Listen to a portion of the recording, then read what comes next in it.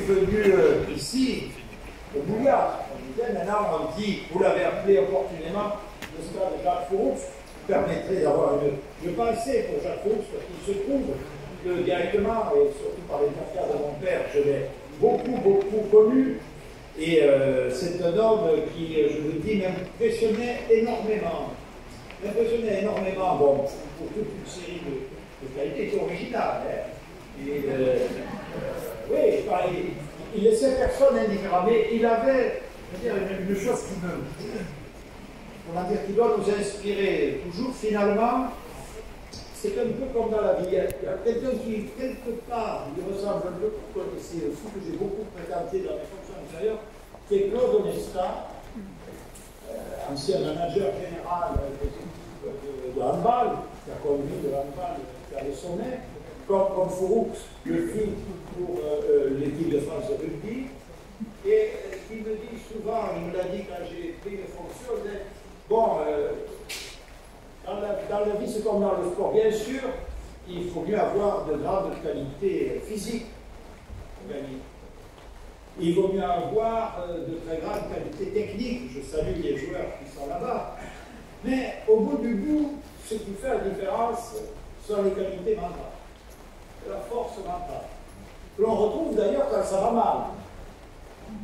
C'est elles dans lesquelles on puise à la dernière minute, quand le match semble perdu. C'est elles dans lesquelles on puise quand la situation paraît compromise, quand tout paraît s'échapper sous vos pieds. Mais Jacques Fouroux, il avait une force mentale extrêmement importante.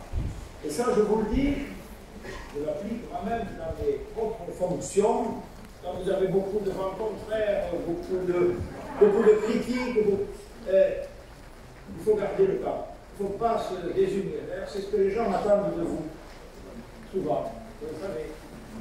Et voilà, je voulais évoquer la mémoire de Jacques Fouroux, qui a beaucoup marqué le Gers, beaucoup marqué ce club, évidemment, mais beaucoup marqué le rugby français et le sport en général. Je crois que le Gers et Auch peuvent en être très fiers de ce grand personnage.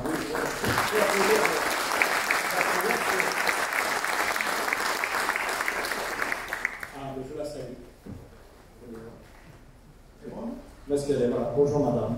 Cette fois que vous étiez là, je vous salue très respectueusement et très chaleureusement.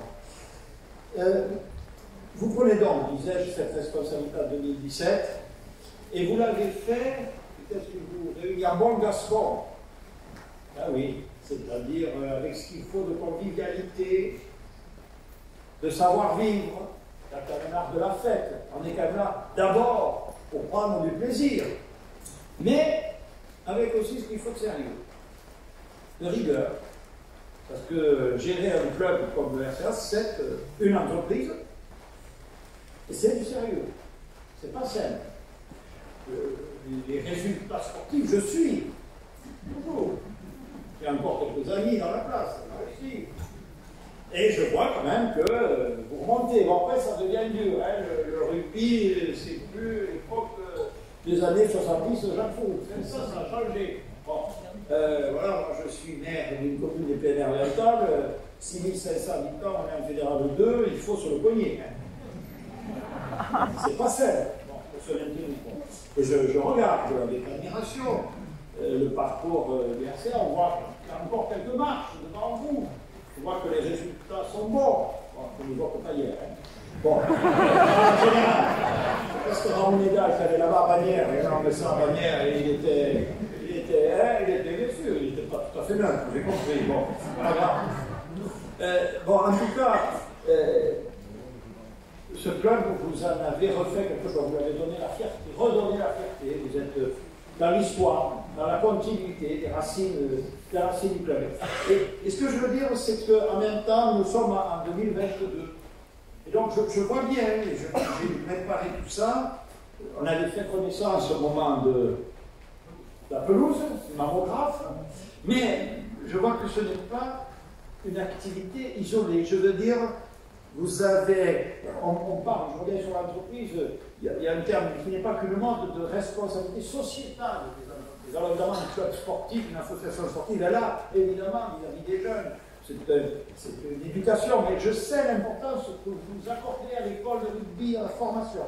Et au-delà, ce qui ne se serait peut-être pas fait il y a 10 ans, il y a 20 ans, il y a 30 ans, en ce sens vous êtes un homme très moderne, toute l'implication du club pour les causes sociales, pour les causes médicales, pour la volonté d'exprimer une solidarité qui finalement sont au cœur des valeurs du sport.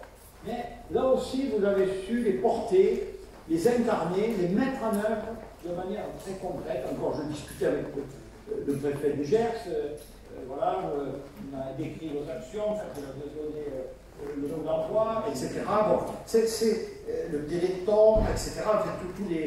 Toutes les actions que vous avez conduites, l'association des sentiers de Villeneuve, encore sur le champ du handicap. Voilà, donc une forte implication, une forte reconnaissance qui, je crois, encore une fois, donne des lettres de noblesse au club et sont un peu le signe de votre action. Voilà. Donc, beaucoup de panache, on est obligé des mousquetaires. Jean-Michel, juste quelqu'un aussi qui s'engage, qui ne fait pas les choses en moitié. Alors, toujours, on est critiqué, voilà. Bon, il n'y a que ceux qui ne font pas la vaisselle qui, bon, voilà. Non, il n'y a pas les assiettes. Vous avez compris. Bon. En tout cas, un homme à la manœuvre. Et une continuité, une fidélité à un homme qui est le même quand il s'occupe d'un club que lorsqu'il exerce d'importantes responsabilités à la Chambre de commerce. Tout cela justifiait bien, me semble-t-il, la récompense que la République, par ma personne, vous remet ce soir. Et je voudrais vraiment, du fond du cœur, vous en féliciter, associer évidemment votre épouse et vos proches, parce qu'on ne peut pas mener une vie comme ça d'engagement tout seul, y associer votre famille, y associer évidemment les dirigeants du RCA, mais je pense que vous le direz mieux que moi, parce que forcément, il y a des qualités individuelles, mais il y a aussi votre capacité à fédérer, à entraîner, à faire collectif. Là encore, on est au cœur de l'entreprise et de l'État. Bravo.